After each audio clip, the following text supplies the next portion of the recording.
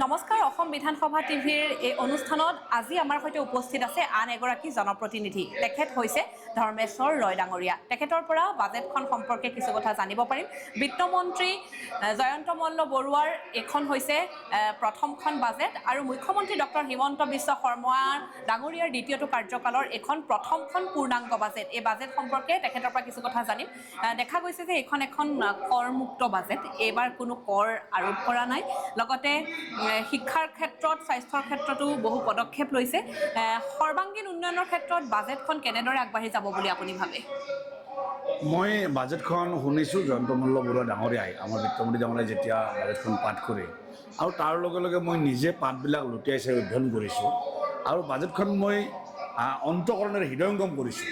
আৰু সেইকাৰণে মই উপলব্ধি কৰিছোঁ যে এইখন বাজেট এখন জনমুখী বাজেট কল্যাণকামী বাজেট এইখন বাজেট ৰাইজৰ হিতৰ কাৰণে বাজেট সৰ্বস্তৰৰ জনসাধাৰণক স্পৰ্শ কৰিছে সৰ্বস্তৰৰ ৰাইজৰ সমস্যা সমাধানৰ কাৰণে বাজেটখনে চেষ্টা কৰিছে আৰু আটাইতকৈ ডাঙৰ কথাটো হৈছে বাজেটখনৰ ডাঙৰ দিশটো হৈছে যে বাজেটখনে অসম আৰু অসমীয়াক এটা আশাৰ ৰেঙনি দেখুৱাইছে আপুনি যি চেক্টৰত চাই আজি কৃষিৰ ক্ষেত্ৰত চাব আশাৰ ৰেঙনি আজি স্বাস্থ্যৰ ক্ষেত্ৰত চাব আশাৰ ৰেঙনি শিক্ষাৰ ক্ষেত্ৰত চাব আপুনি আশাৰ ৰেঙনি সকলো চেক্টৰতে এটা আশাৰ ৰেঙনি এটা আশাৰ ইংগিত দিবলৈ বাজেটখন সক্ষম হৈছে আৰু তাৰ কাৰণে মই বিত্তমন্ত্ৰী জয়ন্ত মল্ল বৰুৱা ডাঙৰীয়া বহুত বহুত ধন্যবাদ আৰু কৃতজ্ঞতা জ্ঞাপন কৰিছোঁ আৰু এই বাজেটখনৰ জৰিয়তে আমি আশা কৰিব পাৰোঁ মুখ্যমন্ত্ৰী ডাঙৰীয়াৰ যি সপোন যে ভাৰতবৰ্ষৰ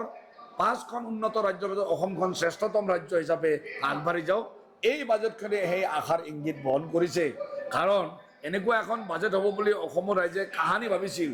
যে প্ৰতিখন জিলাত একোখনকৈ বিশ্ববিদ্যালয় একোখনকৈ চিকিৎসা মহাবিদ্যালয় একোখনকৈ ইঞ্জিনিয়াৰিং কলেজ কোন মানুহে অসমত থাকি অসমৰ দৰে এখন ৰাজ্যত এই কথা সপোনতো ভাবিব পৰা নাছিল কিন্তু সেই কথা আজি দিঠকত পৰিণত হ'ব সেই কথা আজি বাস্তৱত পৰিণত হ'ব সেই আশাৰ ৰেঙনি দিছে আমাৰ মুখ্যমন্ত্ৰী ডক্টৰ হিমন্ত বিশ্ব শৰ্মা ডাঙৰীয়াই সেই আশাৰ ইংগিত পাইছোঁ আমি জয়ন্ত মল্ল বৰুৱা ডাঙৰীয়াৰ প্ৰথমখন বাজেটত সেইকাৰণে এইখন বাজেট